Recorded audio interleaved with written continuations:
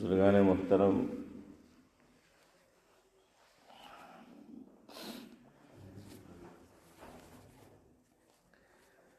Winter کا وقت شروع ہو چکا ہے، موسم سرما کا آغاز ہو چکا ہے۔ اس کو لے کر حضرت نبی کریم صلی اللہ علیہ وسلم نے خاص طور سے کچھ باتیں بیان کی ہے کہ موسم سرما میں، ٹھنڈی کے موسم میں، ونٹر میں کیا کرنا چاہیے، اور کچھ باتیں علماء کرام نے کتابوں میں تحریر فرمائی ہیں، تو آج کی مجلس میں آپ کے گوش گزار کرنی ہے۔ حضرت نبی کریم صلی اللہ علیہ وسلم کا ارشاد ہے، حضرت نے یہ فرمایا، الشتاء ربیع المؤمن،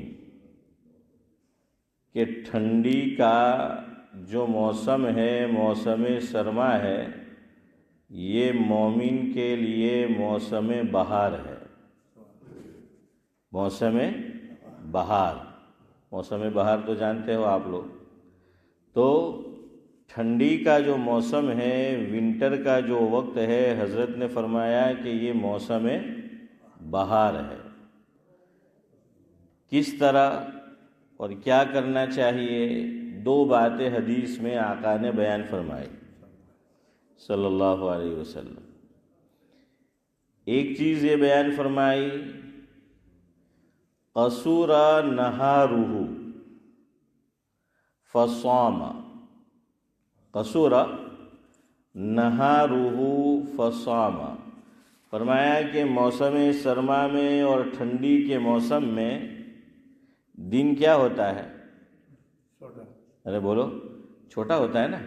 ہاں، موسم سرما میں دن چھوٹا ہوتا ہے۔ آج کل آپ دیکھ لیجئے کہ دن کتنا چھوٹا ہے۔ تو حضور نے فرمایا فصام، روزے رکھو۔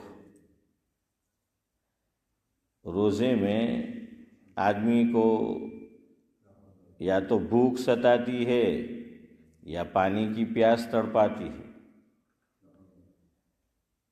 دن چھوٹا ہے تو بھوک بھی جلدی نہیں لگے گی، کیونکہ دورانیہ طویل ہوگا، لمبا ہوگا تو کیا لگے گی؟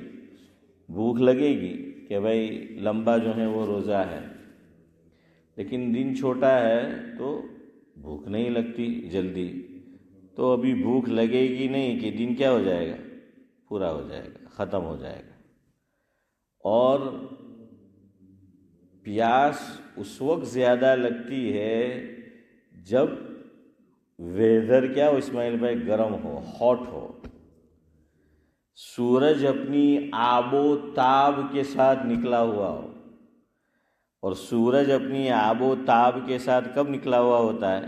موسم گرما میں، موسم گرما میں سورج نکلا ہوا ہوتا ہے۔ اب آج آپ دیکھیے، یہ پورا جو ونٹر جائے گا، شاید و باید ہاشم بھائی کیا ہے دیکھنے کو ملے گا سورج یہاں پر ہے؟ شاید و باید جو ہے وہ ملے، وہ نہیں ملے گا وہ، اور گرمی لگے گی نہیں۔ ہاں لیکن مجھے ابھی بھی لگ رہی ہے۔ میرا معاملہ جو ہے وہ عبدالصمد چچا کیا ہے، وہ الگ ہے میرا معاملہ۔ میں آپ کو سناؤں، یہ عبدالصمد چچا تو جانتے ہیں، آپ لوگ بھی جانتے ہوں گے، وہ بوستان ہے، لیٹن میں جو کار سکھاتے تھے، بوستان ہے۔ ہاں تو چودھری صاحب کیا ہے، وہ بوستان صاحب جو ہیں، ان کے پاس بھی میں کار سیکھا ہوں۔ تو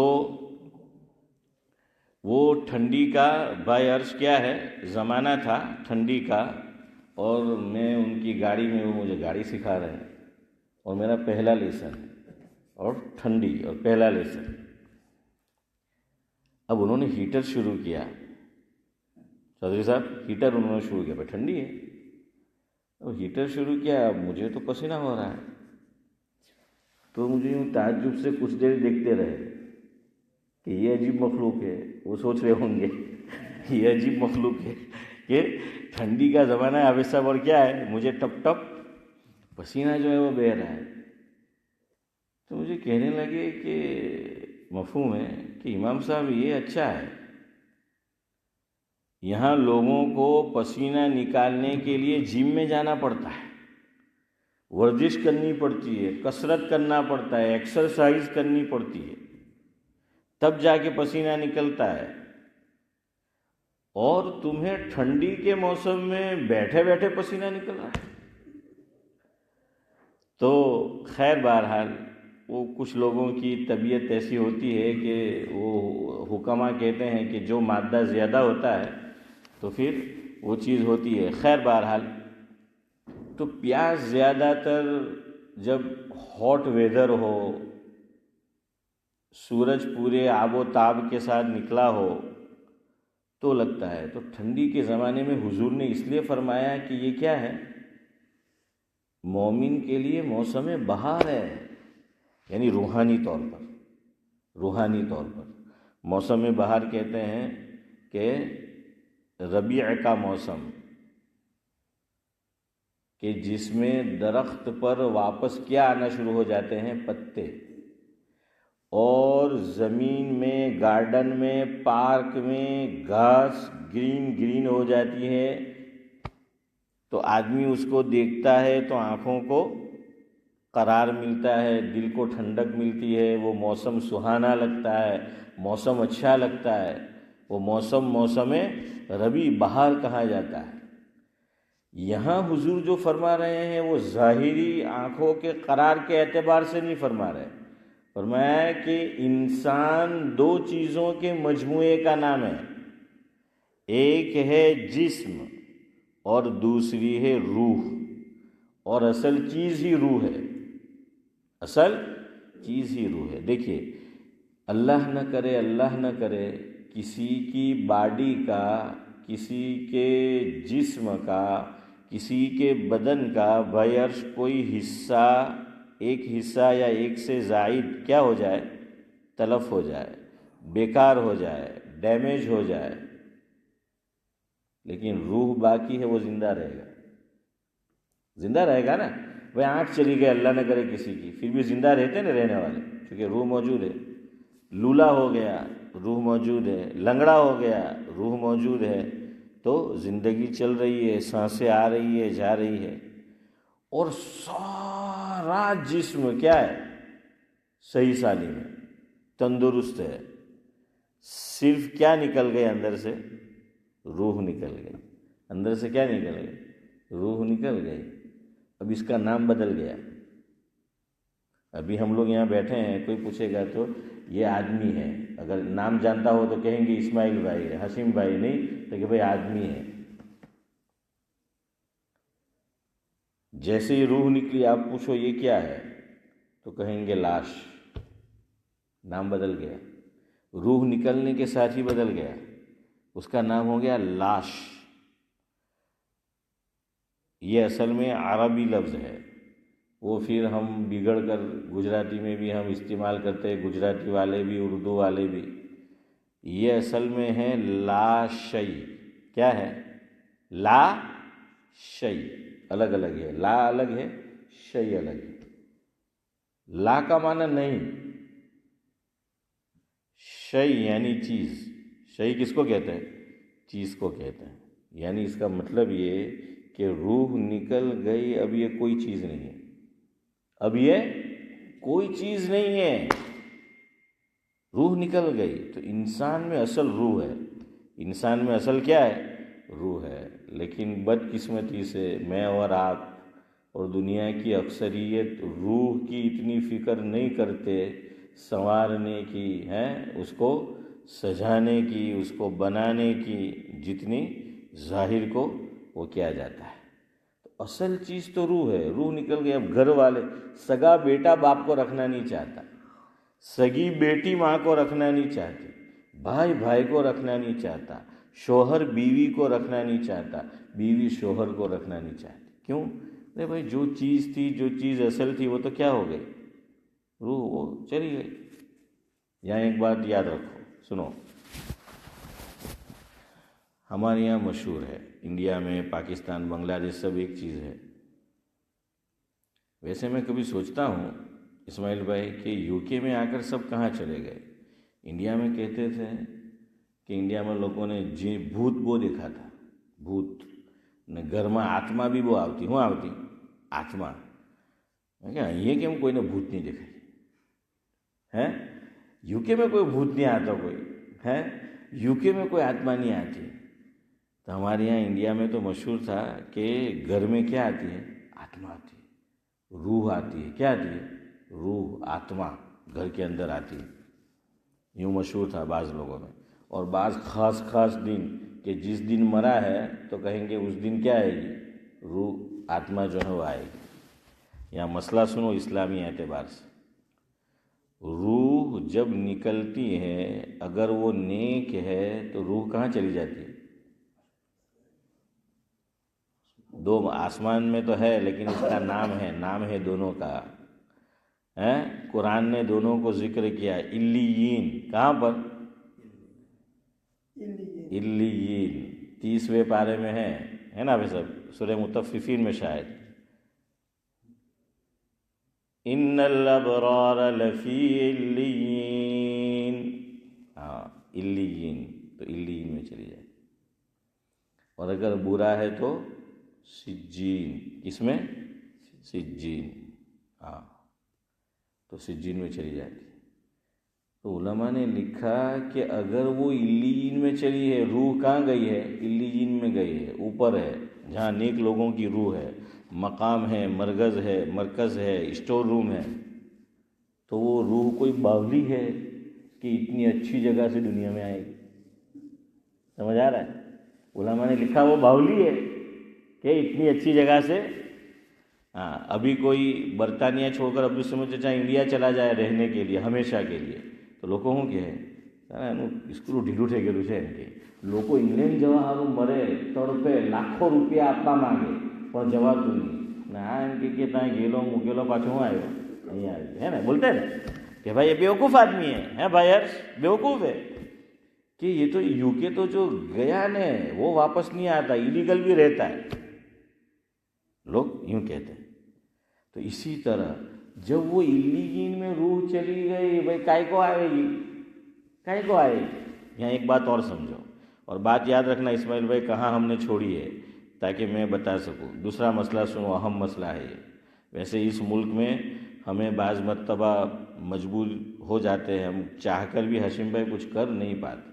وہ مسئلہ کیا ہے بھائی صاحب کہ آدمی کا انتقال ہو گیا تو حدیث میں ہے، حضور نے فرمایا، مفہوم یہ ہے کہ اسے جتنا جلدی ہو سکے کہاں پہنچاؤ؟ اس کی منزل میں آقا نے فرمایا پہنچاؤ. اور مرنے والے کی منزل کہاں ہے؟ قبرستان ہے، سیمیٹری ہے، قبرستان ہے. اس لیے یہ حدیث میں ہے، شریعت کا حکم ہے کہ جتنا جلدی ہو سکے اس کو کیا کرو؟ قبرستان پہنچاؤ، دفنا دو اس کو.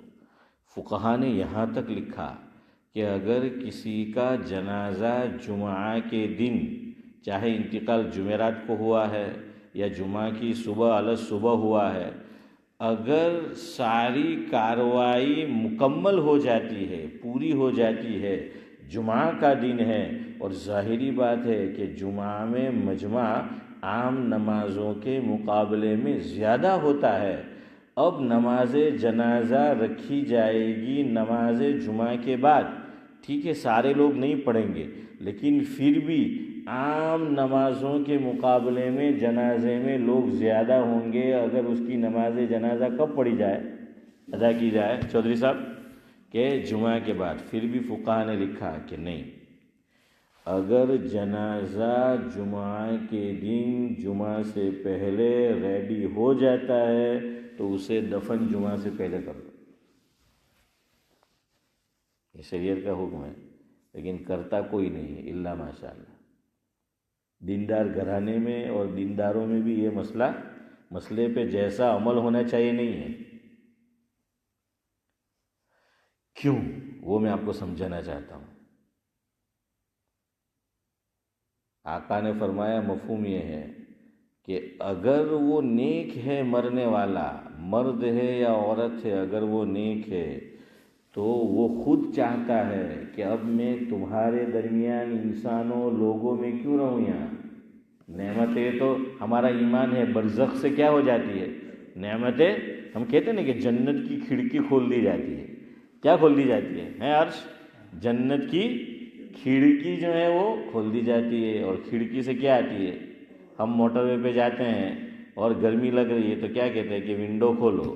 ونڈو کھولتے ہیں تو کیا آتی ہے؟ ٹھنڈی ٹھنڈی ہوا آتی ہے. ہاں ٹھنڈی ٹھنڈی ہوا آتی ہے. تو وہ ونڈو جو ہے وہ کھول دیا جاتا ہے. قبر کے اندر بھی جو مومن مسلمان ہے، مرد ہے عورت ہے، اس کو نعمتیں کچھ نہ کچھ کیا ہو جاتی ہے؟ ملنا شروع ہو جاتی ہے. اللہ تعالیٰ ہمارے حق میں بھی اس کا فیصلہ فرما دے. آمین. تو کہاں بھائی اس کو یہاں ضرورت نہیں ہے تمہارے درمیان، چاہے تم نے اس کو اے سی میں رکھا ہے اور بڑے بنگلے میں رکھا ہے، نہیں، وہ خود چاہتا ہے میت. وہ آپ کو اور مجھے بتا نہیں سکتا، لیکن وہ چاہتا ہے مجھے لے جاؤ. حضور نے فرمایا اس کے لیے زیادہ بہتر لوگوں کے ساتھ رہنا، لوگوں کے درمیان رہنا نہیں ہے، وہ اس کا مقام ہے. پہنچا دوں گا. اور اگر برا ہے تو آقا نے فرمایا کہ اے لوگو، ایسے برے آدمی کو اپنے درمیان کائے کو رکھتے ہو زیادہ دیر، اسے پہنچا دو. حدیث میں لفظ آیا ہے بوجھ کا، بوجھ، کہ یہ بوجھ ہے. جو برا آدمی ہے نا وہ زندہ لوگوں کے درمیان اس کی لاش یہ بوجھ ہے. تو اس بوجھ کو جتنا جلدی ہو سکے اپنی گردن سے کیا کرو. بھاری وزنی چیز ہوتی ہے عرش تو کہاں رکھتے ہیں؟ تو یہ تو જોયેલું نہیں ہے નાસિમ ભાઈ. આપણે નલ્લા ઉતાર મા બાપ કહેતા જાય કે દડનું ડળાયા આવો, તો નલ્લા કમ થારું દડનું ઉચકાય નહીં. આપણું સમજતા જાય ઇસ્માઇલભાઈ કાં ઉચકતા ઉચકતા ને પહેલાં અહીંયા ઉચકે ખાંભા પર, ને પછી ઓર વધારે ભારી લાગે તો માથા પર. تو وہ بوجھ جب بڑھ جاتا ہے، آدمی بوجھ جب بڑھ جاتا ہے نا تو وہ پہلے اس کو ہاتھوں میں بوجھ ہے، اب وہ برداشت نہیں کر پاتا تو کہاں رکھتا ہے؟ کندھے پہ رکھتا ہے. کندھا بھی برداشت نہیں کرتا تو کہاں رکھتا ہے؟ سر پہ رکھتا ہے. تو حدیث میں یہ لفظ ہے کہ اس کو یہ بوجھ ہے، اور حدیث میں اس کو اپنی گردن سے اتار پھینکو اس کو اور پہنچا دو اس کو اس کی منزل پر. دونوں کو زیادہ نہیں رکھنا ہے. نیک ہے تو بھی اس کی وجہ حدیث میں بتا دی، اور اگر برا ہے تب بھی. اب آئیے، روح نکل گئی. اگر نیک ہے تو کہاں چلی گئی؟ علیین میں چلی گئی ہے. اور اگر بری ہے تو سجین. اچھی ہے تو وہ خود آنا نہیں چاہے گی دنیا میں، بری ہے تو فرشتے آنے نہیں دیں گے. سمجھ آ رہا ہے؟ بری ہے تو قید خانے میں سے نکل سکتے؟ نہیں نکل سکتے ہیں. ہاں اپواد ہر چیز میں ہوتا ہے، وہ چھوڑ کر وہ دنیا والے ہیں، لیکن وہ اللہ کے یہاں جو ہیں وہ تو ایسے دربان ہیں، ایسے کیا کہیں گے اس کو، چوکیدار ہے کہ کوئی بھاگ نہیں سکتا، کوئی بھاگ نہیں سکتا. اللہ اکبر. علماء نے ایک بات لکھی، حدیث میں نہیں، علماء نے ایک بات یاد آ گئی. ایک نکتہ سنو. جنت کا جو داروغہ ہے، جنت کا داروغہ یعنی چوکیدار، دربان، اس کا نام کیا ہے؟ حدیث میں آیا ہے. کیا نام ہے اس کا؟ رضوان. کیا نام ہے؟ جنت کے داروغے کا نام ہے رضوان. اور جہنم کا جو داروغہ ہے اس کا نام کیا ہے؟ مالک. جزاک اللہ چودھری صاحب. مالک، اس کا نام کیا ہے؟ مالک ہے اس کا نام. حضور اکرم صلی اللہ علیہ وسلم کو معراج ہوئی ہے. کیا ہوئی ہے؟ معراج ہوئی ہے. اسراء اور معراج بولتے ہیں دونوں، تو ایک اعتبار سے کچھ فرق بھی ہے، اور ویسے معراج بول دیتے ہیں. اور ابھی ایک چیز نکلی ہے، کئی عرصے پہلے سے نکلی، ابھی نہیں، ایک زمانے سے، جو تمباکو کھانے والے کھاتے ہیں، اس کا نام ہے معراج. کیا نام ہے؟ معراج. تو معراج ہے، یعنی اس کو ہمارے حضرت فرماتے تھے اس کا نام اس لیے معراج ہوگا کہ جیسے ہی وہ رکھتا ہے اب سمجھتا ہے دنیا میں میرا راج ہے، وہ ایک نشہ چڑھ جاتا ہے نا. حکیم الاسلام حضرت مولانا قاری محمد طیب صاحب رحمۃ اللہ علیہ، سابق محتمم ام المدارس دارالعلوم دیوبند، حضرت تمباکو نہیں کھاتے تھے، اور شیخ الاسلام حضرت مولانا حسین احمد مدنی رحمۃ اللہ علیہ خوب تمباکو کھاتے تھے، تمباکو والا پان کھاتے تھے۔ اب حضرت سے درخواست کی شیخ الاسلام نے حکیم الاسلام سے کہ کھا لیجیے، حضرت نے فرمایا نہیں مجھے نہیں کھانا، میں اس کا عادی نہیں ہوں، کھا لو کچھ نہیں ہوتا ہے۔ اب نہیں مانا، بڑے آدمی ہیں تو کھا لیا، رکھا۔ اب کچھ دیر ہوئی تو حافظ صاحب مگج چکراوا لائے گو ہیں، بھما આપણે શું કહે ભમવા લાગ્યો એમ કે દિમાગ ભમવા લાગ્યો۔ تو حکیم الاسلام نے فرمایا، قاری طیب صاحب رحمۃ اللہ علیہ نے شیخ الاسلام حضرت مولانا حسین احمد مدنی سے کہ حضرت مجھے ایک چیز دو نظر آ رہی ہے۔ کیا آ رہی ہے؟ دو نظر آ رہی ہے، اور میرا سر جو ہے وہ گھوم رہا ہے۔ حضرت نے فرمایا کوئی بات نہیں، آپ کو معراج ہو رہی ہے۔ آپ کو کیا ہو رہی ہے؟ گھوم رہا ہے، آپ وہ یوں یوں یوں ڈول رہے، اوپر جا رہے، اوپر جیدے اوپر چڑھ رہے تھے، کوئی بات نہیں، معراج ہو رہی ہے۔ جو نہیں کھاتا نا مسئلہ ہو جاتا ہے۔ 2 سال پہلے کی بات ہے، وہ ہمارے یہاں رمضان میں جو بزرگ تشریف لاتے تھے، بلکہ لائے تھے یا لاتے ہیں، جو بھی آپ کہہ لیں، مولانا خالد غازی پوری ندوۃ العلماء لکھنؤ والے، تو وہ نہیں کھاتے پان تمباکو والا، اور وہ آئے تھے حیدرآباد سے، وہ لمبے قد کے، میں نام بھول گیا، مولوی اعجاز یا پتہ نہیں کیا نام ہے، لمبے قد والے، تو وہ تمباکو کھاتے ہیں۔ اب انہوں نے حضرت کو تمباکو کھلا دیا ہے، کب؟ مغرب بعد عشاء سے پہلے، تمباکو والا پان۔ حضرت نے پوچھا کہ اس میں تمباکو تو نہیں ہے؟ لیکن نہیں ہے، اور تھوڑا بہت ڈالا ہوگا، اتنا نہیں تھے کہ چال ہے، کھا لیا۔ تو اب طبیعت ان کی ہماری مسجد میں غیر ہو گئی۔ میں آیا تو مجھے کہنے لگے حضرت کہ آج تو میں عشاء بعد بیان نہیں کر پاؤں گا۔ میں نے کہا کیوں؟ تو کہ مولانا نے مجھے کہا کہ اس میں کچھ نہیں ہے، تمباکو والا پان کھلا دیا۔ اب طبیعت غیر ہو رہی ہے، اب اس سے بیان نہیں ہوگا، بلکہ نماز نہیں پڑھی جا رہی کہ طبیعت غیر ہو رہی ہے نا، وہ نہیں، یہ ہمارے یہاں ہوا۔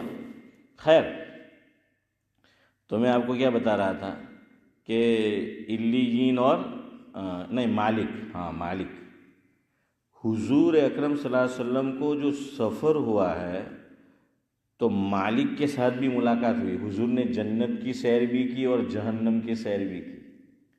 اللہ اکبر! بڑے آدمی کتنا خیال کرتے ہیں، اور حضور سے بڑا تو کوئی ہو نہیں سکتا اللہ کے بعد از خدا بزرگ تو یہ قصہ مختصر۔ کتابوں میں لکھا ہے کہ حضور نے جنت میں حضرت عمر کا محل دیکھا۔ کس کا محل دیکھا؟ حضرت عمر رضی اللہ تعالیٰ عنہ کا محل دیکھا۔ جب واپسی ہوئی حضرت کی معراج سے، حضرت عمر رضی اللہ تعالیٰ عنہ سے حضور نے فرمایا کہ عمر، میں نے جنت میں تمہارا محل دیکھا ہے، اتنا عالی شان تھا، اتنا شاندار تھا، میرا جی چاہا کہ میں تمہارے جنتی محل میں داخل ہوں، لیکن میں نہیں ہوا۔ حضرت عمر نے فرمایا کہ آقا یہ کیا بات ہوئی ہیں؟ آپ داخل ہو جاتے، آپ چلے جاتے، میں آپ کا ادنا غلام ہوں۔ فرمایا عمر، مجھے تیری غیرت نے روک دیا۔ کس نے روک دیا؟ بڑے غیرت مند تھے نا۔ مجھے تیری غیرت نے روک دیا۔ تو خیر، جنت کو بھی دیکھا، جہنم کو بھی۔ اب وہ مالک جو داروغہ ہے، آقا سے ملاقات پر بھی وہ مسکرایا نہیں، یہ بتانا ہے، وہ ہنسا نہیں، وہ نہیں مسکرایا۔ حالانکہ اتنی بڑی شخصیت ہے، ملاقات ہو جائے تو آدمی ہنستے، بزرگوں سے، بڑے آدمی سے جب بھی ملاقات ہوگی آدمی کیا کرے گا؟ ہنستے ہوئے ملے گا۔ ویسے شریعت کا حکم یہ مجھے ہر وقت ہے، پر આપણે સારા ખાટી કઢી પીધેલી હોય, 2-4 દાડાની ઇસ્માલભાઈ બગડેલી, દિવેલ પહેરને આવેલા હોય તેવું જ મોઢું આપણે રાખે। આપણે હસતા મોઢે કોને મળે? માલદાર લોકોને। જેના પાસે મની પાવર હોય ને તેને આપણે હસતા હસતા જ મળે, જેના પાસે ઓહદો હોય તેને હસતા હસતા મળે હે, اور بیچارہ غریب ہو تو اس کو کوئی ہنستے نہیں ملتا۔ حالانکہ شریعت کی تعلیم ہے، یاد رکھو۔ عجیب بات ہے، شوہر بیوی سے ہنس کے نہیں ملتا، بیوی شوہر سے ہنس کے نہیں ملتی، لیکن یہ مرد غیر محرم عورت سے ملے گا نا تو بہت ہنسے گا۔ حالانکہ نہیں ملنا چاہیے، ایسی حقیقت ہے کہ نہیں؟ فون بھی آئے گا، غیر محرم عورت سے ہنس کے بات کرے گا، اور اپنی بیوی سے غیر محرم نو فون آوے تو دل چاہتا ہے، سب کا نہیں، جن کے دل میں چور ہے، تو کیا ہے لمبی بات کرے. گھر والی نے فون آوے تو اللہ بہت ہی کہ منہ کہے ایم کے تو بزی چھوں ایم کے ہوں ہے کھینچا کرے ایم کے فون پر ایم کے منہ. وہ کہتے ہیں کہ ایک شخص نے اپنی بیوی کا نمبر اس میں فون میں سیو کیا تھا. تو ایک دن ایسا ہوا کہ بیوی نے فون کر دیا تو شوہر دوسرے روم میں ہوگا، اس کو پتہ نہیں، بیوی کو ایسا کہ وہ باہر ہے تو فون کیا تو وہ ٹوائلٹ میں تھا، فون نہیں اٹھایا تو بیوی یہ سمجھی کہ فون بھول گئے، پتہ نہیں کہاں ہے. جا کر دیکھا تو بیوی کا نام سیو کیا تھا، اس میں لکھا تھا لا علاج. نہیں سمجھ یہ ہنسی کی بات تھی کہ اس کا کوئی علاج نہیں ہے. خیر بہرحال تو شریعت کی تعلیم ہے جب بھی ملو ہنس کے ملو، دعا دو. اضحک اللہ سنک، یہ دعا دینی ہے جب بھی کسی سے ملو. یوں کہو کہ اللہ تمہیں ہمیشہ کیا رکھے، ہنساتا رکھے، ہنستا رکھے، تر و تازہ رکھے. یہ دعا دینی ہے، ہم نہیں دیتے. اور جب ملو اپنے بھائی سے، آقا نے فرمایا مفہوم ہے اپنے مسلمان بھائی سے مسکراتے ہوئے ملنا، یہ بھی صدقہ ہے. خیر بات سن لو، ختم کرتے وقت ہو گیا. مالک نہیں ہنسا تو آقا کو نے پوچھا کہ یہ کیوں نہیں ہنسا، یہ کیوں نہیں مسکرایا مجھے دیکھ کر. کہا کہ حضرت اگر یہ زندگی میں کبھی مسکراتا تو آج مسکراتا آپ کو دیکھ کر، لیکن آج وہ آپ کو دیکھ کر آپ سے ملاقات پر نہیں مسکرایا. اللہ نے اس کو جہنم کا داروغہ بنایا ہے، یہ کبھی نہیں مسکرائے گا. یعنی اتنا سخت ہے. کیا ہے اس کا مطلب یہ کہ جے گیو ختم. امو کا جیلر بہت ڈینجر ہوئے تو ہوں گے بھائی آج جیل میں گیا تو خلاص ہوں جائے کہ بہت ڈینجر جائیں گے تو ہمانا وہ پیا لے ہوں لے. تو ویسی بات ہے، اللہ ہماری حفاظت فرمایا. خیر تو یہ ٹھنڈی کے دن حضور نے 2 باتیں حدیث پوری کرتے ہیں کہ کیا کرو، روزے رکھو، فصام، دن چھوٹا ہے. آگے فرمایا وطال لیلہ فقام او کما قال علیہ السلام، کہ راتیں بڑی ہوتی ہے. حضور نے فرمایا قیام کرو، تہجد پڑھو، نفلی نماز جو ہے وہ پڑھو. علماء، یہ حدیث ہے. اب علماء نے جو فرمایا وہ سنو.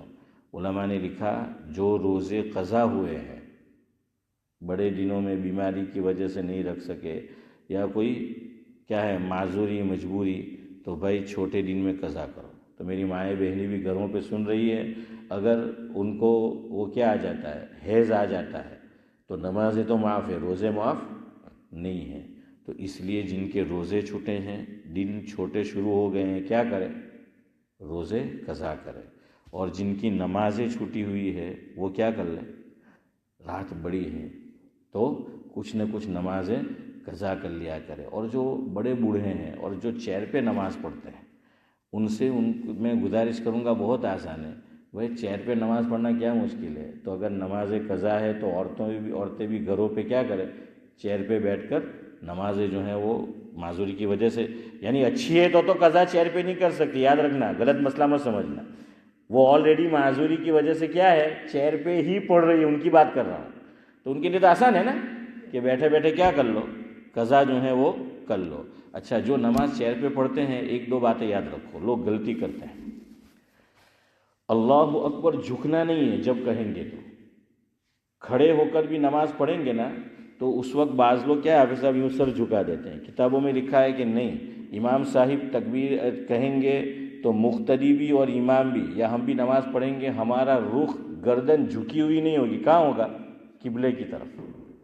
کہاں ہوگی، سر، آنکھیں، چہرہ قبلے کی طرف. تو یوں جھکانا نہیں ہے، یوں رہنا. اسی طرح جو چیر پہ بھی پڑھتے ہیں تو یوں جھکانا نہیں ہے، کیا کرنا ہے. ہاں دوسری بات، چیر پہ وہ قیام میں ہم کیسے ہے، تو چیر پہ بھی بیٹھو تو قیام کھڑے ہو کر جیسے نماز پڑھتے ہیں ویسے ہی رہو، زیادہ جھکنا نہیں ہے. چونکہ وہ بیٹھ کر نماز پڑھنے والا رکوع میں کم جھکے گا اور سجدے میں زیادہ اس کو جھکنا ہے. سمجھ آ رہا ہے. تو جیسے وہ کھڑے ہو کر نماز پڑھتا ہے اسی طریقے سے پڑھنا ہے. ایک اور غلطی کرتے ہیں، یہ کسی کتاب میں نہیں، حدیث میں تو ہے ہی نہیں، لیکن فقہ کی کتاب میں بھی نہیں ہے. میری طرف دیکھو، پھر بات ختم کرتا ہوں.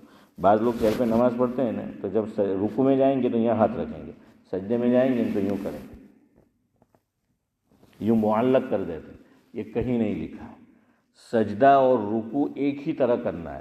ہاتھ رکوع میں بھی یہیں رہیں گے، سجدے میں بھی یہیں رہیں گے. صرف ایک فرق، رکوع میں تھوڑا کم جھکنا ہے اور سجدے میں زیادہ جھکنا ہے۔ سبحان اللہ بحمدہ، سبحانک اللہم و بحمدک، نشہد ان لا الہ الا انت